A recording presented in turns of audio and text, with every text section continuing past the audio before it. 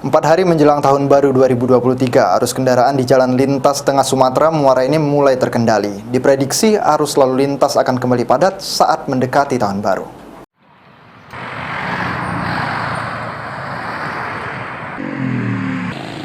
Empat hari menjelang peringatan tahun baru 2023, arus kendaraan yang melintas di jalan lintas tengah Sumatera sudah mulai melandai dibandingkan beberapa hari sebelumnya. Dari pantauan di pos pengamanan Nataru, Polres Muara Enim, arus kendaraan sudah sangat sepi. Sejumlah kendaraan pribadi yang melintas pun sudah berangsur berkurang. Kanit Turjawali Polres Muara Enim, Ibda Arisali menjelaskan, untuk saat ini kepadatan arus lalu lintas di sejumlah titik pos pantau terlihat melandai dibandingkan 2 hari menjelang Natal.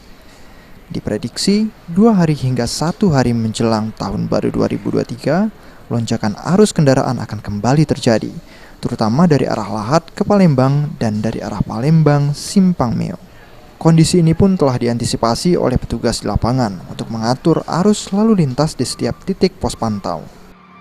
Untuk saat ini, terutama di pos Enim 2, pantauan lalu lintas cukup ramai lancar, tapi tidak ada kemacetan di sekitar pos Enim 2. Untuk saat ini sudah mulai landai. Kalau hari kemarin agak ramai sedikit dari pengunjung dari arah Palembang menuju Lahat maupun dari Tanjung menuju Lahat maupun arah sebaliknya.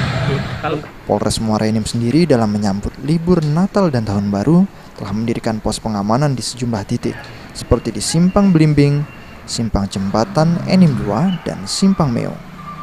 Mardiansyah, PAL TV.